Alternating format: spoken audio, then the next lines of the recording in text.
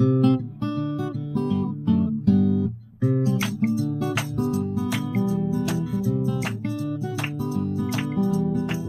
back, everybody.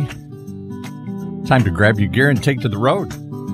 We try and catch up. The entrepreneurs driving this new EBike Revolution.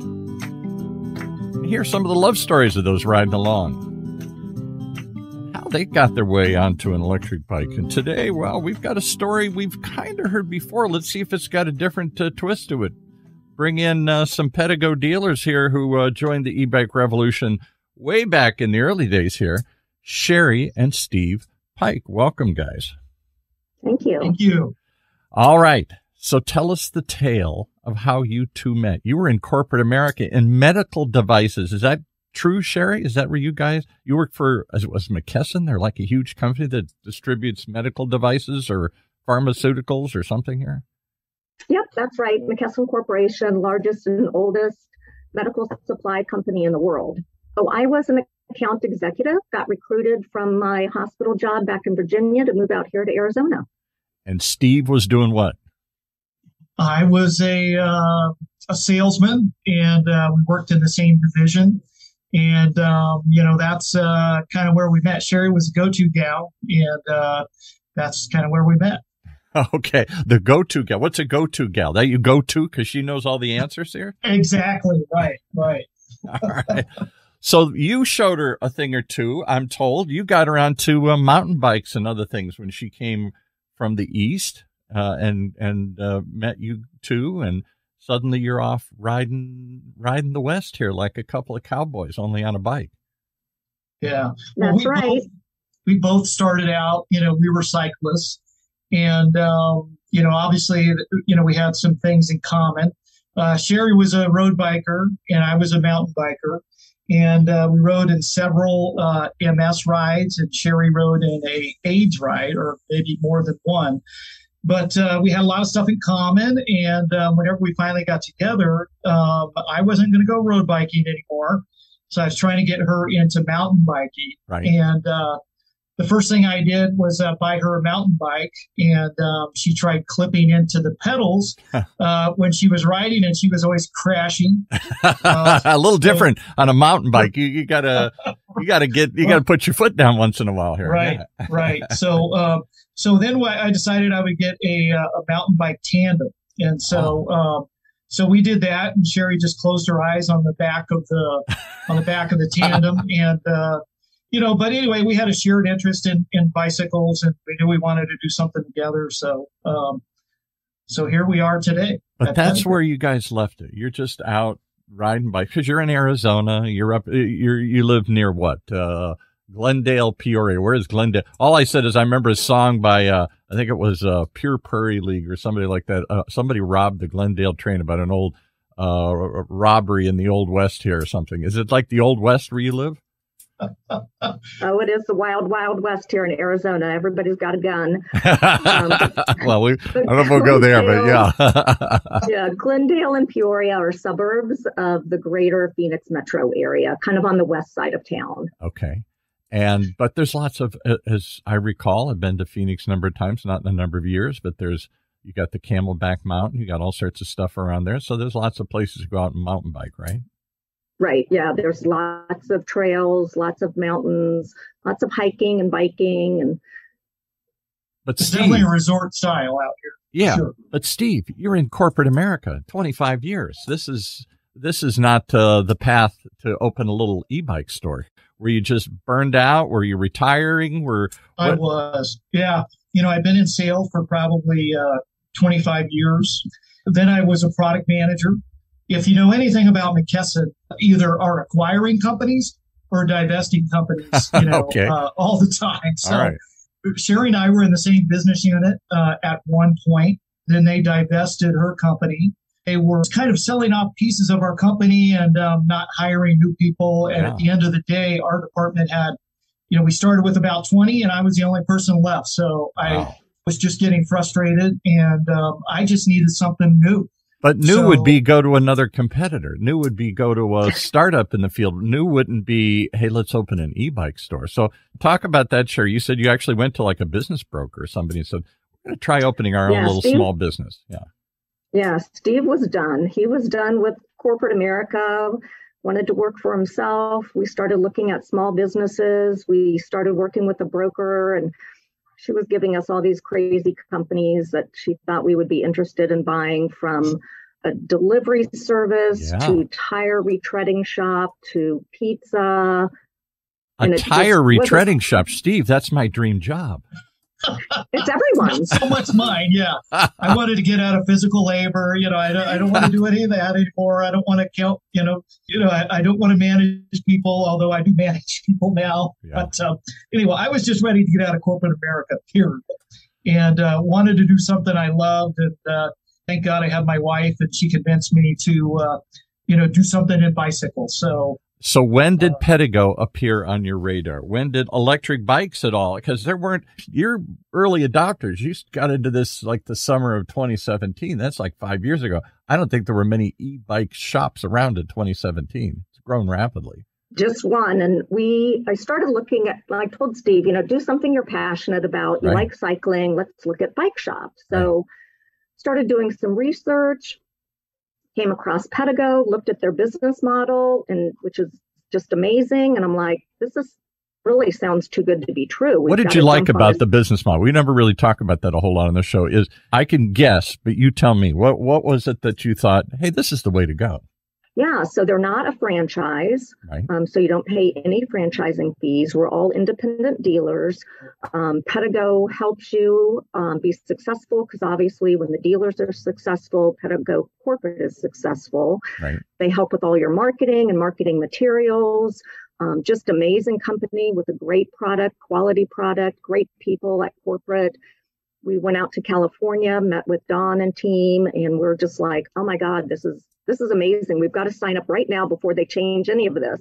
Because people might assume it is a franchise. They all do look kind of the same. They have similar designs. They've all named Pedego. And yet they've done this unique thing where you are independent business people. You're a licensee. Right. You're not a franchisee. So that you have independence, but support. Am I correctly gauging the right balance here? Right. Yeah. So, there's no upfront fees, there's no, percentage that you pay on a monthly basis. Basically, your commitment to Pedego is to buy bicycles, and to provide excellent service, for your customers. It's just been a love fest, ever since we've started.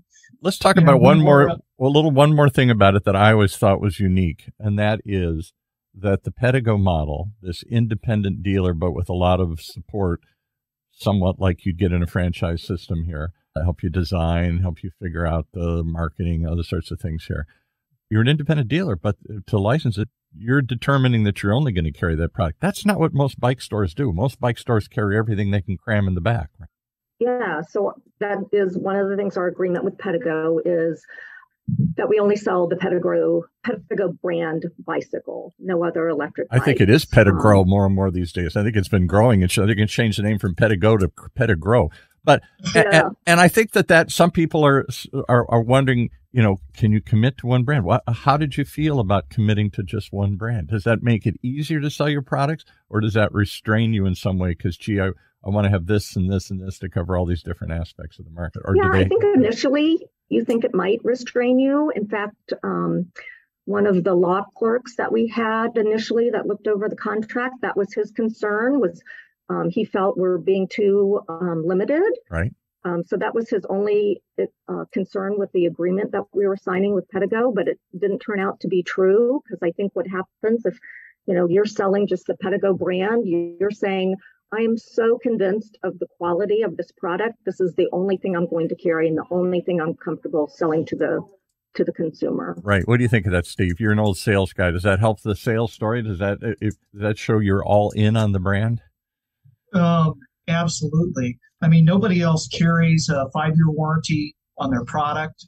Nobody provides the support, that Pedego does. Like I said, where Sherry said, we looked at several different opportunities, and Pedego by far was above and beyond everything else. So you started off in 2017. What was it like Was it a hard ride? Were you riding up the hill against the wind here? Were people saying, what the heck?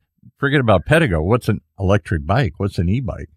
Was that a hard? No, it wasn't. I would say probably the most difficult part of starting up was finding the right size of storefront near a bike path. So, we had the area that we wanted to be in, and we didn't want a huge footprint, but we had to be on a bike path.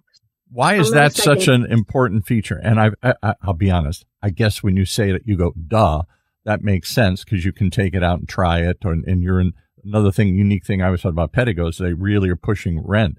It's an extra source of income for the dealers, and it's another way to try before you buy, which is a rarity when you just buy it over the internet.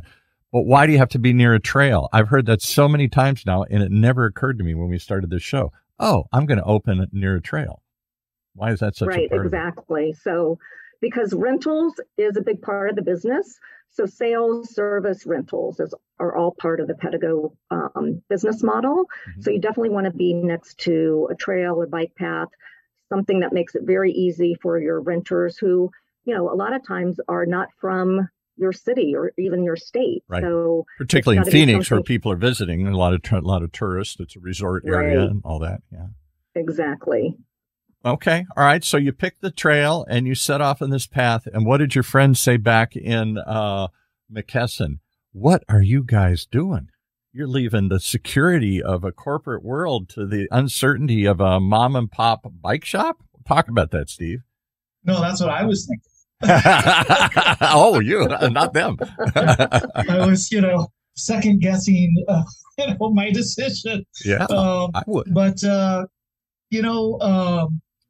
I did have, one friend that thought I was absolutely crazy. He wasn't a believer, about e-bikes.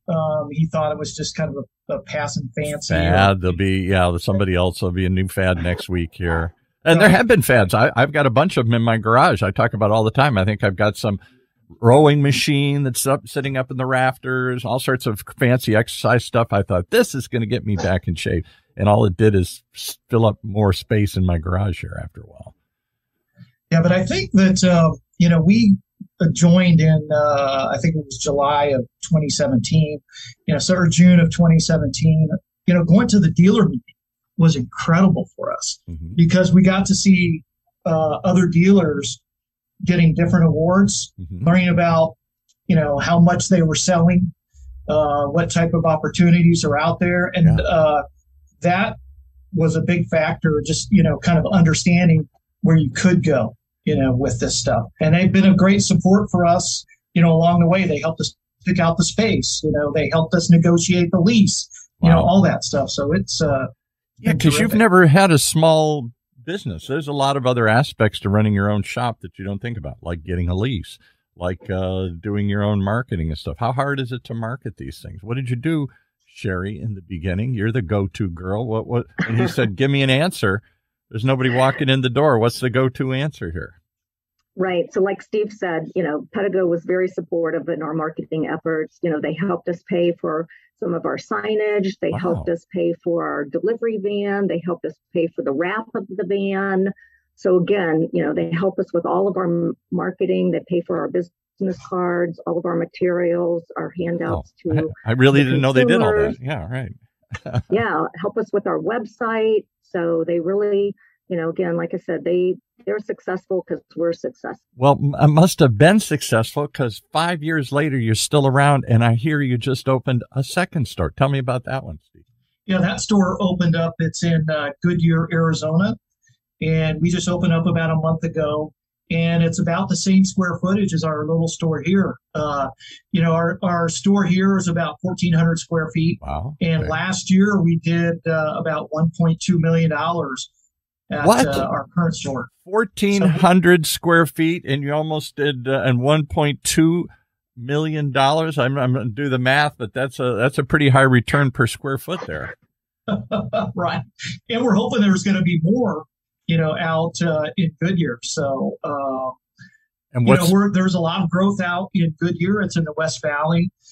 There's some retirement communities out there, a lot of new homes being built.